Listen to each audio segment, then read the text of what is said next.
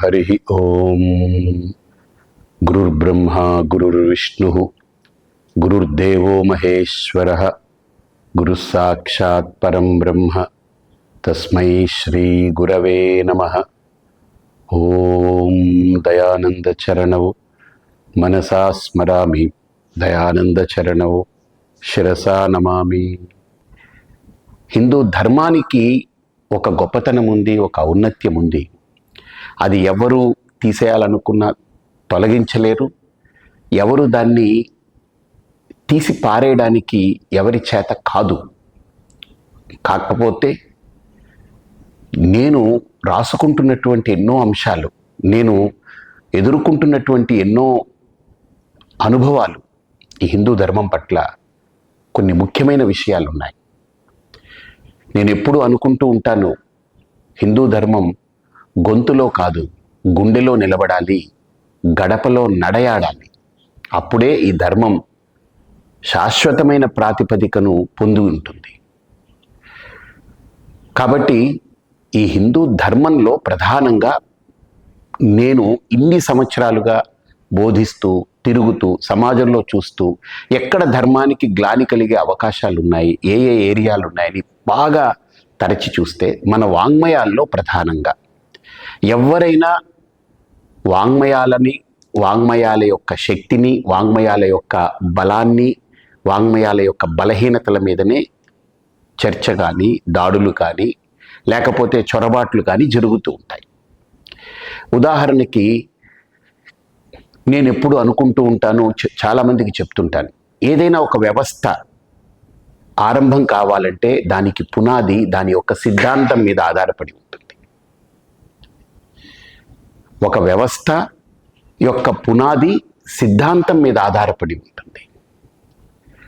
అలాంటి సిద్ధాంతమే కనుక రాద్ధాంతమైపోతే, అది పక్కదారి పడితే వ్యవస్థ కుప్పకూలిపోతుంది. బాగా గమనించండి ఈ పదం నేను ఎందుకు అంటున్నాను. ఒక వ్యవస్థ యొక్క పటిష్టత దాని యొక్క చాలా శక్తివంతమైన సిద్ధాంతం మీద ఆధారపడి ఉంటుంది.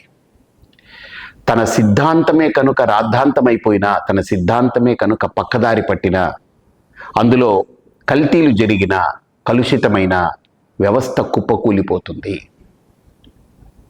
కాబట్టి ఇక్కడ మనకు మన సనాతన ధర్మం అనుకున్న, మన హిందూ ధర్మం అనుకున్న అతి పెద్ద ప్రమాదం మన హిందూ ధర్మంలో పొంచి ఉన్నటువంటిది ఏమిటనంటే, ఎవరో క్రైస్తవులు, మహమ్మదీయులు, లేకపోతే వాళ్ళు వీళ్ళు లిబరలిస్టులు, లేకపోతే ఇస్లామ్సు, లేకపోతే వాళ్ళు వీళ్ళు ఏదో చేస్తారు, సెక్యులరిస్టులు, వాళ్ళందరూ ఏదో చేస్తున్నారు అనేటువంటిది అది ఒక వాదన. దాన్ని ఎలాగా ఏమిటనేటువంటిది దానికి అది వేరే టాపిక్, అది సపరేట్ టాపిక్.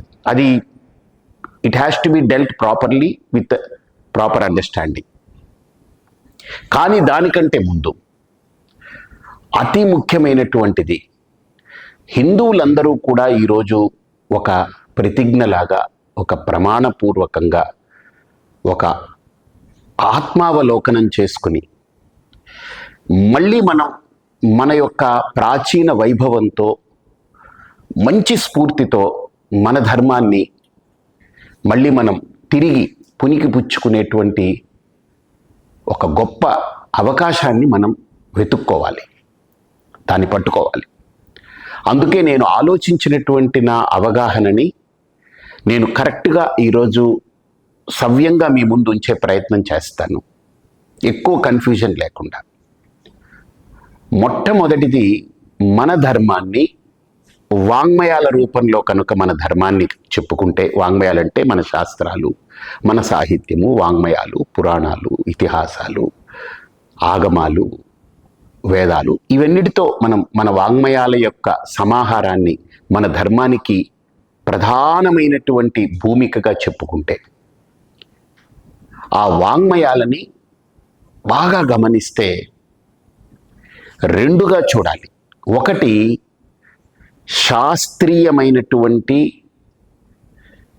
విధానంలో నడిచేటువంటి వాంగ్మయాల యొక్క పోకడ, ఒకటి నడక. అలాగనే మన వాంగ్మయాల్లో పౌరాణికమైనటువంటి పోకడ, అంటే పురాణాల యొక్క పోకడ. ఇది గమనిస్తే ఇది రెండు పోకడలు ఉన్నాయి, రెండు నడకలు ఉన్నాయి. ఒకటి శాస్త్రము, ఆగమములు, వేదములు ఇవన్నీ కలగలిపినటువంటి అంశాలతో మనకు ఋషులు అందించినటువంటి అతి అమూల్యమైనటువంటి ఈ వాంగ్మయాలని ఆచార్యులు శంకర భగవత్పాదులు వారు, ఆ తదుపరి రామానుజాచార్యులు వారు, ఆ తదుపరి మధ్వాచార్యులు వారు, వారందరూ ఈ ధర్మం పట్ల ఒక బాధ్యతాయుతమైన అంశాలని తీసుకుని అద్వైతం అనేటువంటి అద్భుతమైన సిద్ధాంతాన్ని, అంటే ఈ ప్రపంచంలో దాన్ని ఎవరు కదపలేరు, కుదపలేని, ప్రపంచమంతా కలిసి ఏకమైనా సరే కదపలేని ఒక అద్భుతమైన సిద్ధాంతాన్ని ఆదిశంకరుల వారు మన వేదాల్లో, శాస్త్రాల్లో, మన యొక్క నిగూఢంగా ఉన్నటువంటి దర్శనాల్లో అన్నిట్లో నుంచి చిలికి బయటికి తీసిన నవనీతం. ఎలాగైతే శ్రీకృష్ణ పరమాత్మ భగవద్గీతను మనకు అందించారో, వేదవ్యాస మహర్షి ఎలా బ్రహ్మసూత్రాలను అందించారో, దానికి మృత్యువు లేదు, దానికి మరణం లేదు. అలాగనే ఆదిశంకరులు మనకు అందించినటువంటి అద్వైతం అనేటువంటి ఆ నవనీతం ఒక అద్భుతమైనటువంటి పరిష్కారం. ఆ తదుపరి రామానుజాచార్యుల వారు, మధ్వాచార్యుల వారు విశిష్టాద్వైతము, ద్వైతం అనేటువంటి అంశాలని, అంటే ఏది వ్యవహారతుల్యంగా ఉండేటువంటి అంశాలన్నింటినీ కూడా వాళ్ళు విశ్లేషించారు, వాళ్ళు అందించారు. ఈ సిద్ధాంతాలనేటువంటిది మన భారతీయ సనాతన ధర్మానికి ఇవి కేంద్రాలు, ఇవే మూలం. కానీ అంత గొప్ప సిద్ధాంతాలని సామాన్య స్థాయికి తీసుకెళ్లాలనేటువంటి ఒక అద్భుతమైన ఆలోచనతో పురాణాలు తమ యొక్క విధిని నిర్వహించాలని బయలుదేరాయి. కానీ సరళంగా సామాన్యుడికి అందించాలనే మహాసంకల్పం పైన ఒక కుట్ర దాడి చేసింది. ఏమిటా కుట్ర అనంటే, సరళంగా చెప్పాలనుకునే పురాణాల్లో సరసంగా చెప్పేటువంటి అంశాలన్నింటినీ చూపించారు. ఇది చాలా పెద్ద కుట్ర జరిగింది. ఉదాహరణకి, మనం పూజించే దేవతల మీద శాస్త్రాల్లో ఎక్కడ కూడా అమర్యాదగా ఎక్కడ భాష వాడడం కానీ, వ్యంగ్యంగా మాట్లాడడం కానీ, వాళ్ళందరినీ సరస సల్లాపాల్లో ముంచెత్తినటువంటి ఘట్టాలు కానీ ఎక్కడా ఉండదు. కానీ మన పురాణాల్లో చూస్తే శివపార్వతులకి, లక్ష్మీనారాయణులకి, లేదా నారాయణుడికి ఇంకొకళ్ళకి, బ్రహ్మగారికి, అసలు మనం ఏ దేవీ దేవతలని మనం ఎంతో శ్రద్ధతో ఆరాధిస్తామో, అసలు మన తల్లి తండ్రి గురించి కూడా మనం ఆలోచిస్తే ఏమిటో వీడు ఇంత కుసంస్కార అనుకుంటారు. ఒక కొడుకు ఒక కూతురో ఎలా పుడతారో ఆ కొడుకుకి కూతురికి ఒక వయసు వస్తే తెలుస్తుంది. కానీ ఎలా పుడతారో అనే దాన్ని వాళ్ళ అమ్మా నాన్నల్ని ఆ అంశంలోకి తీసుకొచ్చి వాళ్ళు ఊహించుకుంటే అంతకంటే దుర్మార్గపు ఆలోచన వేరే ఉండదు. అలాంటి ఒక నీచమైనటువంటి, తుచ్చమైనటువంటి, హేయమైనటువంటి అంశాలని మన పురాణాల్లో చొప్పించారు. ఇది చొరబాటు. దేశంలోకి చొరబడితే వాళ్ళందరినీ చొరబాటుదారులు ఎలాగ అనుకుంటున్నామో, అలాగనే మన ధర్మంలోకి కూడా చొరబాటుదారులు వచ్చారు, కోవర్ట్లు వచ్చారు. ఈ పురాణాలని పూర్తిగా కలుషితం చేసేటువంటి ప్రక్షిప్తాల్ని తీసుకొచ్చి మన దాంట్లో నింపేశారు.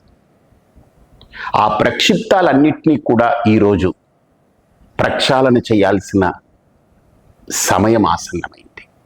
ఎందుకనంటే, నేను ఒక భక్తుడిగా కూడా చెప్తున్నా, నేను నిత్యం కూర్చుని ఆ నారాయణ స్మరణ చేసుకుని ఆ రాముడి ముందు కూర్చున్నా, కృష్ణుడి ముందు కూర్చున్నా, నారాయణుడి ముందు కూర్చున్నా, ఆ పురాణాల్లో చెప్పిన కొన్ని ఘట్టాలు, కథలు వింటుంటే, నేను పూజించే దైవం వెనక ఇదొక షేడ్ ఉందా, ఈ కోణం ఉందా అని నా మనసుని తొలిస్తే ఇక నాకు మనసు ఎలా కుదుట పడుతుంది అక్కడ? నేను పూజించే శివపార్వతుల మీద కథలు వింటుంటే, ఆ కథలన్నీ కూడా చూస్తుంటే నేను ఎలా ఆరాధించాలనిపిస్తుంది, నా భక్తికి ఎంత విఘాతం కలుగుతుంది, మానసిక క్షోభ ఉంటుంది. దాన్ని ఇగ్నోర్ చేసి వెళ్ళలేము. ఎక్కడో ఏదో పుస్తకాల్లో రాసేశారు, అది మనకు అందుబాటులో లేదంటే పర్వాలేదు. కానీ ప్రవచనాల రూపంలో ప్రవచనాలు చెప్పి చెప్పి చెవులు తుప్పుపట్టేలాగా అదే అంశాల మీద విపరీతమైన ప్రవచనాలు, ఆ ప్రవచనాలన్నీ కూడా ఈ అంశాల మీద సాగుతూ ఉండడం, అది ఈరోజు సోషల్ మీడియాలో చక్కర్లు కొడుతూ వాటి మీద విమర్శలు, వాటిని తోలనాడటం. ఈరోజు హిందూ ధర్మానికి విఘాతం పురాణాల్లో ప్రక్షిప్తమైనటువంటి అంశాల వల్లనే పెద్ద విఘాతం ఉంది. అదే భగవద్గీత మీద ఎవడు వేలు పెట్టలేడు, బ్రహ్మసూత్రాల్లో వేలు పెట్టలేడు, ఉపనిషత్తుల్లో వేలు పెట్టలేడు. ఎందుకనంటే వాటిల్లో ప్రవేశించాలంటేనే ముందు వాడికి ఒక అర్హత ఉండాలి. తర్కము, రెండవది ప్రమాణము, మూడవది సాధనాపూర్వకమైన అనుభవ సిద్ధమైనటువంటి అంశం. సాధనతో కూడుకున్న అనుభవం ఉండాలి, ప్రామాణికత వాడికి ఉండాలి. అలాగనే తర్కము, చాలా బుద్ధి కుశాగ్రమైన బుద్ధి కావాలి. ఒక ఆదిశంకరుడు లాంటి వ్యక్తి, లేదా ఒక వివేకానందుడు లాంటి వ్యక్తి, ఒక రమణ మహర్షి లాంటి అటువంటి వ్యక్తులు ఆ సిద్ధాంతాన్ని, ఆ అంశాలని అలవోకగా అద్భుతంగా దర్శించగలరు, దాన్ని మనకు అందించగలరు. కానీ ఈ పురాణాలు పుక్కట్లో దొరికిపోయాయి, వీళ్ళకి ఫ్రీగా దొరికిపోయాయి ఈ చొరబాటుదారులకి. అందులో చొరబడిపోయి ప్రక్షిప్తాలు ఇష్టం వచ్చినట్లుగా వాళ్ళు రాసిపాడేశారు.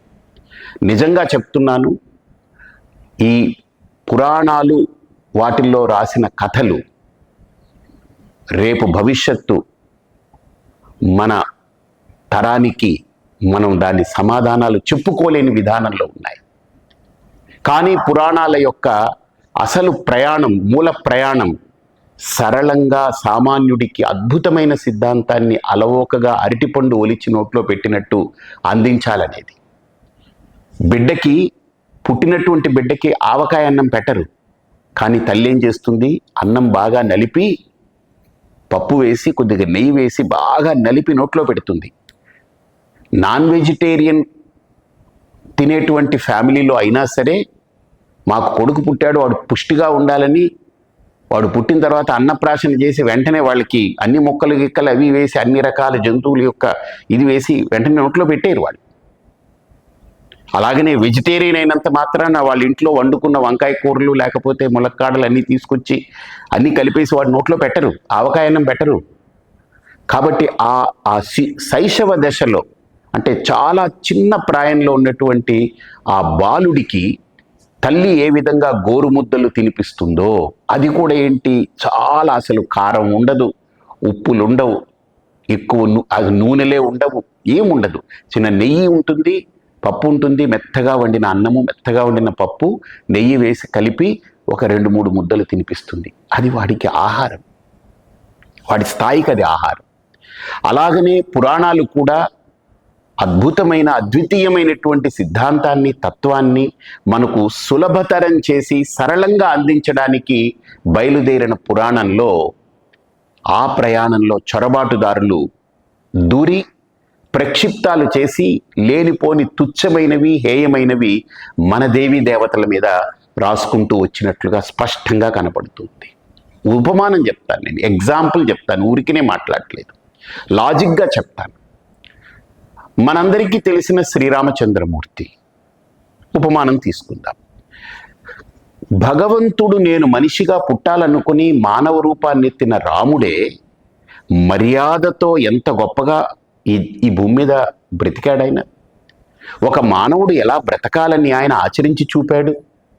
అంటే దేవుడు మానవుడిగా పుడితే ఎంత నీతిగా, ఎంత మర్యాద పురుషోత్తముడిగా, ఎంత ఒక ఉన్నతోన్నతమైన ఒక సంపదతో, ఒక సంస్కారంతో ఉండాలో అవి చూపినటువంటి శ్రీరామచంద్రమూర్తిని మనం ఒక మానవుడి అవతారం ఎత్తి వచ్చిన వ్యక్తే ఇలా ఉంటే, ఇక దేవతలు ఇలాంటి దిగజారుడు శ్లోకాలకి బలవ్వాలా? ఈరోజు ఎవరెవరో పనికిమాలిన వాళ్ళు, చొరబాటుదారులు మన ధర్మాన్ని పనిగట్టుకొని చాలా ప్లాంట్గా ఎప్పుడో ప్లాంట్ చేసి దాన్ని లోపల నిక్షిప్తం చేసి దాంట్లో మన దేవతల్ని దిగజార్చేలాగా రాసుకొచ్చినటువంటివి ఎన్నో శ్లోకాలు మనం వినడానికి నిజంగా చెవుల్లో సీసం కరిగించి పోసుకోవాలి. మన దేవతల మీద మనం అలా మాట్లాడుకోవడము, లేదా మన దేవీ దేవతల్ని ఆ రకంగా ఊహించుకోవడము అలా చేస్తే అసలు నాకు తెలిసి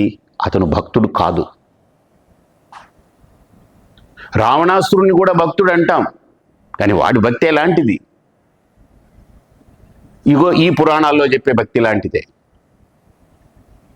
వాడు కైలాసానికి వెళ్ళి శివుడిని ఆరాధించాలని వెళ్ళి శివుడి యొక్క శక్తిని గుర్తించి ఎంతో గొప్పగా భావించి అక్కడికి వెళ్ళి పార్వతీదేవిని చూసి మోహించేశాడట వాడు.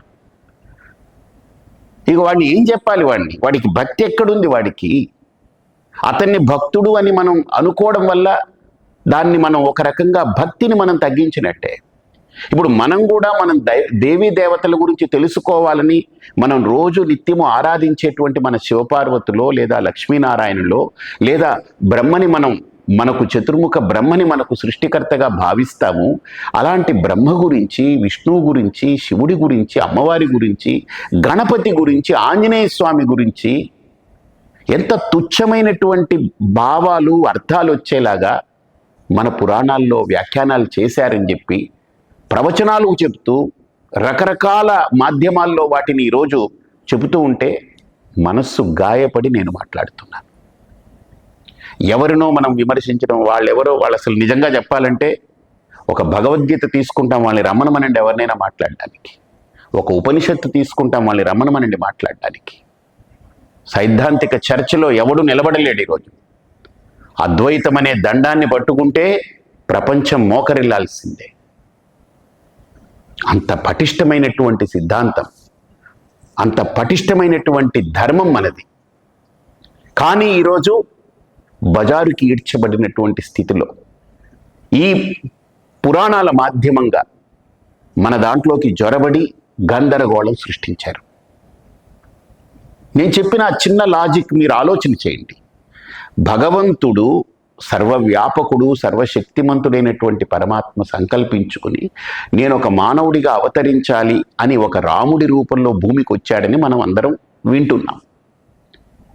మరి అలా భగవంతుడు మానవుడిగా వచ్చినటువంటి నేపథ్యంలో ఆయన ఎలా బిహేవ్ చేశాడు? ఎంత మర్యాదతో బ్రతికాడు ఆయన? ఎంత ఒక గౌరవాన్ని, విలువలని సమాజానికి ఈరోజు ఒక అద్భుతంగా ఆదర్శప్రాయంగా నిలబెట్టాడు. అలాంటిది మానవుడిగా వచ్చిన ఆయనే అలా ఉంటే సాక్షాత్తు దేవీ దేవతలు వాళ్ళు ఇలా ఉంటారా అండి? ఇవన్నీ జరుగుతాయంటారా? ఇది మనం చాలా సీరియస్గా పరిగణించాలి. ఇది విదిన్ ఈ సనాతనం అనుకుని, ధర్మం అనుకుని, హిందుత్వం అనుకుని మనం మాట్లాడేటువంటి మనలో ఈ చర్చ జరగాలి, అంతర్మథనం కావాలి, ఆత్మావలోకనం చేయాలి. అప్పుడే దీనికి పరిష్కారం వస్తుంది. అప్పుడే సమాజంలో ఎవరు ఏది మాట్లాడాలన్నా నిర్భయంగా, నిర్భీతిగా, నిర్ద్వంద్వంగా, స్పష్టంగా, నిష్పక్షపాతంగా, నిర్దిష్టంగా, నిర్దుష్టంగా నిలబడడానికి మనకు సత్తా ఉంటుంది. కాబట్టి ఈ వేదికగా నేను చెప్పే ఈ మాటని మనందరం ఏదో విన్నాము, ఏదో అయిపోయింది అని కాకుండా ఈ క్షణం నుంచి దాని మీద ఆత్మావలోకనం జరగాలి. దీనికి ఒక వేదిక ఏర్పడాలి. ఆంధ్ర కాదు, తెలంగాణ కాదు, యావత్ భారతమే కాదు, ఈ ప్రపంచంలో ఉన్నటువంటి హిందూ సమాజానికి ఒక స్పష్టమైన సందేశము, సంకేతము ఈ పరిష్కరించుకొని ఇది మా ధర్మము అని విస్పష్టంగా, నిర్దుష్టంగా, నిర్దిష్టంగా దాన్ని ప్రకటించగలిగేటువంటి ఒక వేదిక ఏర్పడాలి. అది ఆచార్యులు కావచ్చు, గురువులు కావచ్చు, పండితులు కావచ్చు, లేదా యూట్యూబర్లు కావచ్చు, చిన్న చిన్న వాళ్ళు ఎక్కడెక్కడ వాళ్ళ పరిధిలో వాళ్ళు ప్రవచనాలు చెప్పడమో ఇంకొకటో చేస్తున్నటువంటి వాళ్ళు కావచ్చు, ఇలా వ్యవస్థలు ఉన్న వాళ్ళు కావచ్చు, లేదా వ్యక్తిగతంగా ధర్మాన్ని ప్రచారం చేసేవాళ్ళు కావచ్చు, సంఘాలు కావచ్చు. ఏదైనా ఈ సమాజంలో హిందూ ధర్మానికి ఇది ఒక కొలబద్దగా ఈ 2026లో కనీసం ఇప్పుడు ఆరంభం చేస్తే ఒక 3-4 సంవత్సరాలు మేధావులు ఉన్నారు. అప్పటి వరకు ఈ పురాణాలని ప్రవచనం చెప్తున్నప్పుడు జాగరూకతతో మన దేవీ దేవతల్ని మనం దిగజార్చుకునే విధంగా కృష్ణుడు 16,000 మంది గోపికలతో తిరిగాడు. ఎవడు చెప్పాడండి? మీరు ఏమన్నా చూసారా? ఎందుకండి? ఆయన వెళ్ళాడు. వెళితే కూడా ఆయన ఒక దైవము. దాన్ని అంతవరకు దాని మీద పెద్ద ఒక గ్రంథాలు పుంకాలు రాసేసుకుని అదేదో చేసి కృష్ణుడు అంటే ఈరోజు ఒక లవర్ బాయ్ లాగా పోర్ట్రే చేస్తున్నారు. అసలు కృష్ణుడు, భగవద్గీత చెప్పిన కృష్ణుడు ఏమిటి, ఇది ఏమిటి, ఇవన్నీ ఏమిటి? అసలు మనం ఎక్కడికి తీసుకొస్తున్నాం? మనం ఒక బహోన్నతమైన వ్యక్తిత్వాన్ని ఎక్కడికి దిగజారుస్తున్నాం? మనం పరమశివుడు అంటే ఒక తత్వం, అది శాంతం శివం, ఒక మహాతత్వం. అది దాని మీద ఎన్ని చెలవలు పలవలు కథలు ఉన్నాయో కథలు రాసుకొచ్చారు. అవి చెప్పుకుంటున్నారు. అసలు విషయం పక్కకి వెళ్ళిపోయింది. ఈ ప్రక్షిప్తాలు, పనికిమాలిన అంశాలు, వాటి మీద కథలు, ఆ కథలు చూడు మీ దేవుడిలాగా, ఈ దేవుడిలాగా అనుకుంటూ ఇవన్నీ మాట్లాడుకోవడం, దుమ్మెత్తి పోసుకోవడం, ఇది చాలా మనల్ని మనం ఈరోజు సంస్కరించుకోవలసినటువంటి అవసరం, అత్యంత ఆవశ్యకం. ఇది జరగకపోతే రేపు మన సిద్ధాంతము, మన శాస్త్రము, మన ధర్మము, మన మూలాలు పక్కకెళ్ళిపోయి ఈ కథలు, ఈ పుక్కిడి మాటలు, ఈ దేవీ దేవతల మీద దిగజారుడు వ్యాఖ్యానాలతోటి మనము గాయపడక తప్పదు. మన ధర్మాన్ని ఎవడైనా సరే తూట్లు పొడవక తప్పదు. ఎందుకంటే these are the weak points for our dharma. ఇది మన ధర్మంలో పుట్టింది కాదు, మన ధర్మానికి తయారు చేసి పెట్టినటువంటివి. ఈరోజు మనం ఎలా ఉన్నామని అంటే, ఎగ్జాంపుల్ చెప్పాలంటే, మనకు బాంబులు కట్టేసి ఎవడో మనకు మేకప్ చేస్తామని గదిలోకి తీసుకెళ్ళి మనకు తెలియకుండా మత్తిచ్చాడు, మనకు బాంబులు కట్టేశాడు బాడీలో. హ్యూమన్ సూసైడ్ బాంబ్స్ అన్ని కట్టేశాడు. ఎక్కడెక్కడ పెట్టాడో మనకు తెలియదు. అవి స్టార్ట్ చేసేసాడు. పైన మంచి డ్రెస్ వేసేసి అద్భుతంగా మేకప్ చేశారని వాడిని లేపి సమాజంలోకి వదిలారు. వీడేంటి, వాళ్ళ సమూహంలో తిరుగుతూ ఉన్నాడు. వీడు ఎప్పుడు పేలుతాడో తెలియదు. వీడు పేలి పక్క వాళ్ళని కూడా ఎలా పేలుస్తాడో తెలియదు. అలాంటి దుస్థితిలో ఈరోజు ప్రవచనాల రూపంలో కానీ, మన వ్యాఖ్యానాల రూపంలో కానీ అన్నీ సాగుతూ ఉన్నాయి. కాబట్టి వీటికి ఒక చెక్ పడాలి. వీటికి ఎక్కడో చోట ఒక ఆత్మావలోకనం జరగాలి, ఆత్మ పరిశీలన జరగాలి. లేకపోతే ఈ కథల్లో బడి కొట్టుకుపోయి రేపు వ్యథగా మిగులుతాం. కాబట్టి తప్పకుండా ఈ వేదిక ద్వారా అందరూ కూడా ఒక్కసారి ఆలోచన చేయండి. అంటే నేను ఎప్పుడు కూడా ఎక్కువ మాట్లాడాలనుకోను, కానీ మౌనంగా ఉన్నాను అని అంటే ఎంతో లోపల నాకు నేను వర్క్ చేసుకుంటుంటాను. స్వామీజీ మాట్లాడలేదు, స్వామీజీ రావట్లేదు, అన్ని పొద్దుస్తమానం రానక్కర్లేదు. నేనేమన్నా అప్పుడు ఒక ఎగ్జాంపుల్ చెప్తాను. సమాజంలో నా అవసరం ఉంది అన్నప్పుడు నేను రావాలి. రెండోది, సమాజానికి నా అవసరం ఇప్పుడు లేదు అనుకున్నప్పుడు నా ఆత్మావలోకనంతో, నా ఆత్మ పరిశీలనలో, నా ఆత్మచింతనలో నేను ఉండగలగాలి. సమాజానికి నా అవసరం ఉందా, అప్పుడు దీన్ని నేను పక్కన పెట్టుకుని, దీన్ని దగ్గర పెట్టుకుని, దానికి ప్రాధాన్యత ఇచ్చి నేను అడుగు పెట్టాలి. కాబట్టి నేను మౌనంగా ఉన్నాను, మాట్లాడలేదు, ప్రతిదానికి స్పందించాలి అవసరం లేదు. నేను బాగా ఆత్మావలోకనం చేసుకుని చెప్తున్నటువంటి మాట ఇది. నేను ఆరాధించే నా అమ్మని దిగజారుడు వ్యాఖ్యానాలతో చూడాలనుకోను. నేను ఆరాధించే నా శివుణ్ణి దిగజారుడు కథలతో ఆలోచించే బుద్ధి నాకు ఇప్పటికీ నా బుద్ధిలో రాదు. కానీ అది వస్తూ ఉంది. నన్ను అడుగుతున్నారు పదే ప్రశ్నలు. ఏమండి, శివుడి వీర్యం మీద చర్చ ఏంటండి ఇది? ఎవడు చెప్పాడండి? దాని మీద చర్చన. అసలు శివ తత్వాన్ని వదిలేసి శివుడి వీర్యం మీద దిగుతున్నారంటే కిందకి దిగజారిపోవట్ల మీరు. శివుడి తత్వం ఎంతో ఊర్ధ్వమైంది.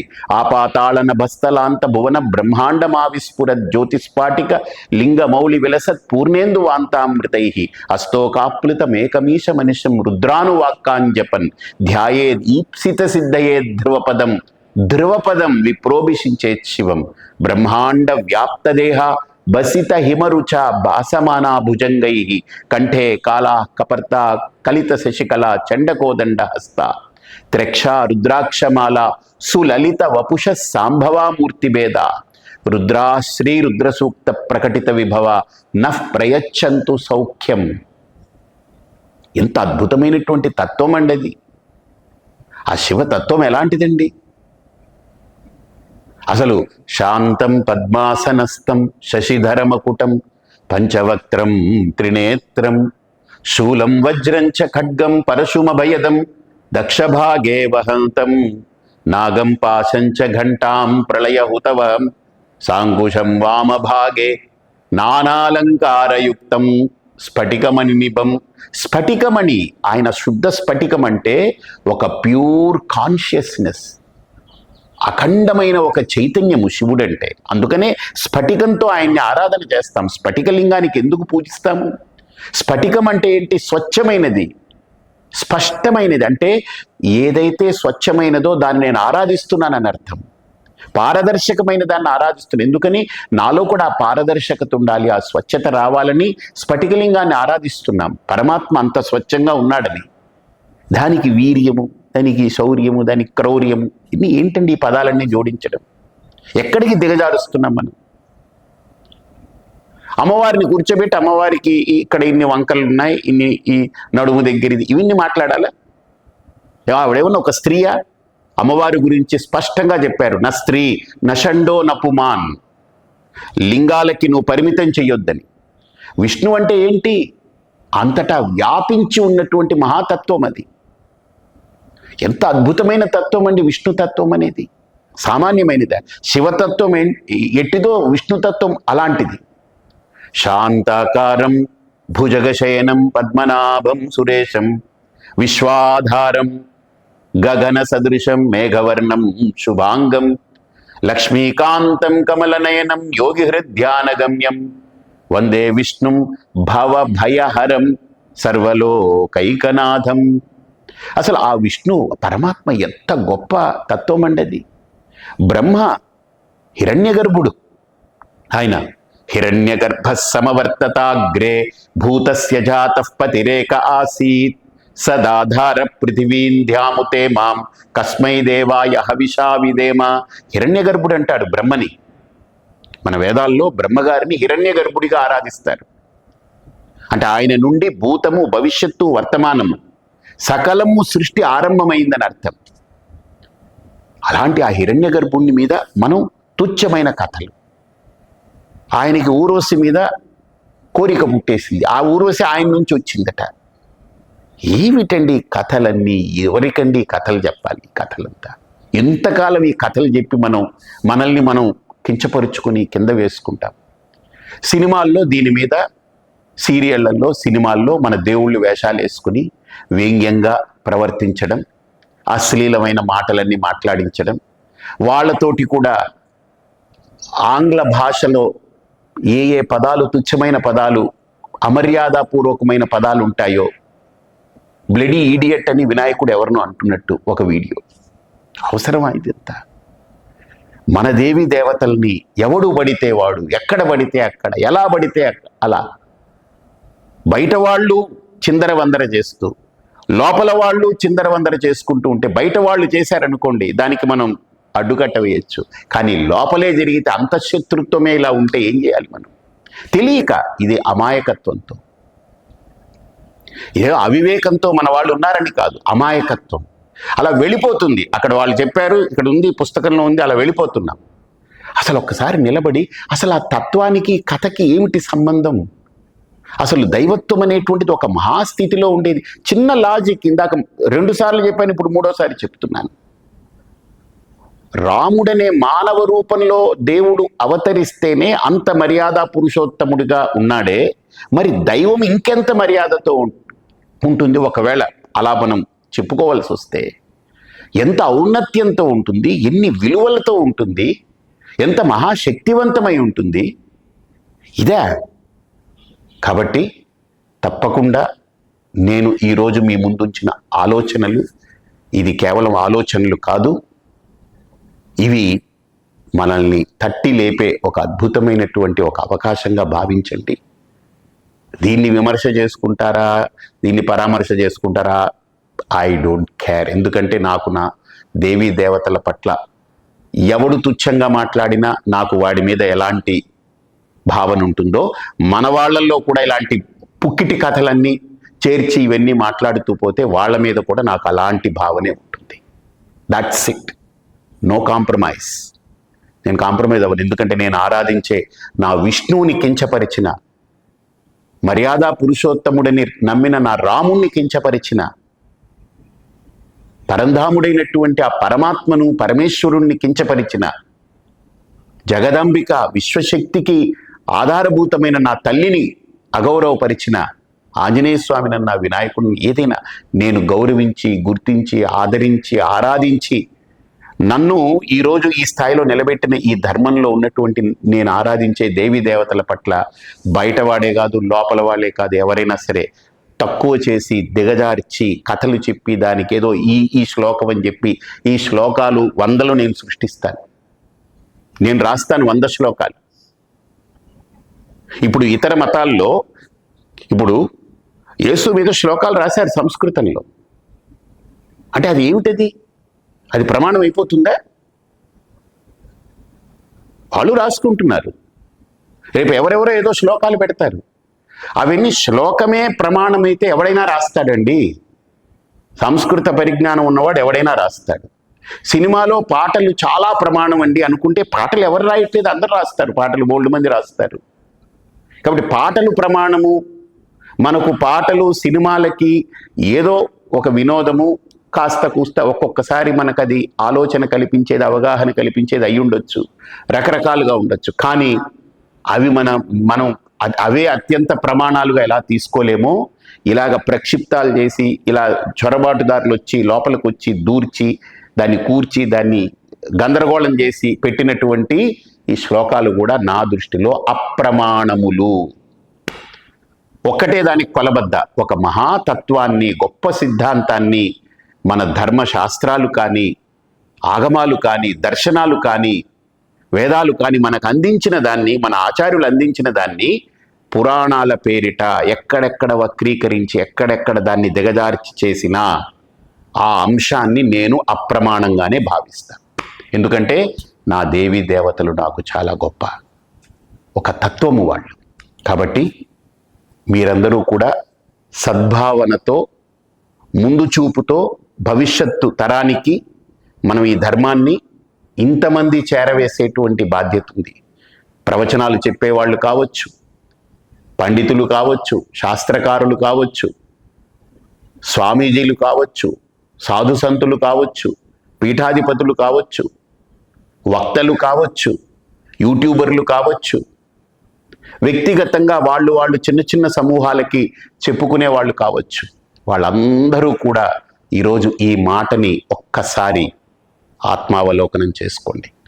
నేను ఈరోజు భూమి మీద ఉంటాను, కొన్ని రోజుల తర్వాత ఉండను, కానీ పరిపూర్ణానంద ఈ మాట అన్నారనేది ఈరోజు మీరు ఆలోచించకపోయినా, దీన్ని అంగీకరించకపోయినా ఖచ్చితంగా నేను చెప్తున్నాను, సత్యం సత్యం పునఃసత్యం.